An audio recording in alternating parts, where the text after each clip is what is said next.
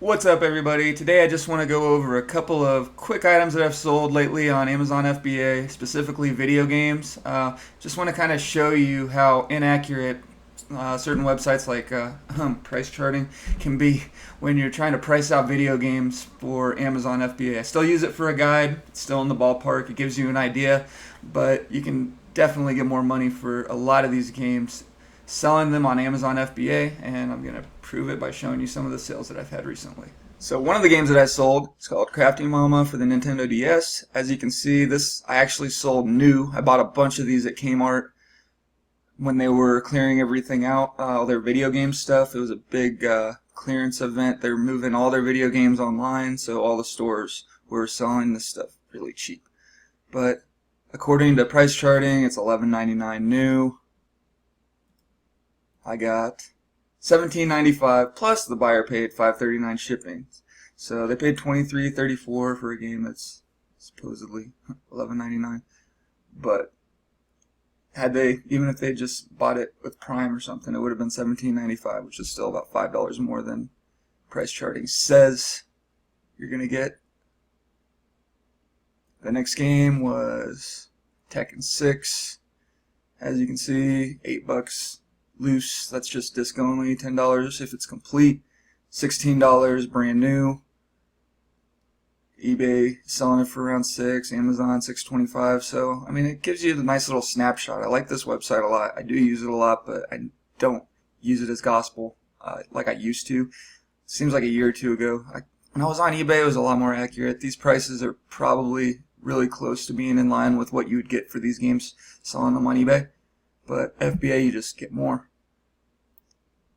So as you can see, it says Amazon's on it for $13.55 brand new. I sold it used for $16. Somebody paid with Prime, so they didn't pay shipping. Paid $5 for it at a pawn shop. I sent it in back in April. So it's been sitting there for a couple months, but video games during the summer just don't sell that well. This time of year, the sales really start to pick up, especially around Q4. So a lot of the stuff that I've been sending in throughout the year that I priced up to make sure that I'd get top dollar for, I didn't really expect to sell right away. So they should start moving, well, they're already moving pretty quickly. The next game was Dino Crisis for the PS1. As you can see, $7 disc only, $12.74 complete, $39 new. It's been spiking up lately. You can see the price over the years has been getting up there, but I paid 50 cents in that lot of video games that I showed in a haul video a couple of videos ago. I bought a giant box for 20 bucks. There were probably 40 or 50 games in there. So I just put them in for 50 cents a piece when I was making my SKUs. It was at the beginning of the month there, and I got $18 for it, so about $5 more than PriceCharting says it's going for. And when you're sending in 100 games at a time, $5 a game does make a difference. And it sold in a couple weeks, so that was a really good flip. Final Fantasy VII is the next game. This is a really popular game. They just announced that they're going to be remastering it, so people are going back to play it again. Just got it some attention, so I figured it would sell pretty well. Complete, selling for $29.95. This is a very collectible game, so it was the black box version. Everything was there, everything was nice, so I made sure to make a really good description in my listing. And as you can see, I got 45 bucks, which is about $15 more than PriceCharting says. Paid 50 cents. And that came out of that same box of video games. And the buyer already left me positive feedback, which one nice thing about video games, the buyers tend to be more savvy to Amazon. There are pros and cons to that. Some of them know how Amazon works and they can scam you.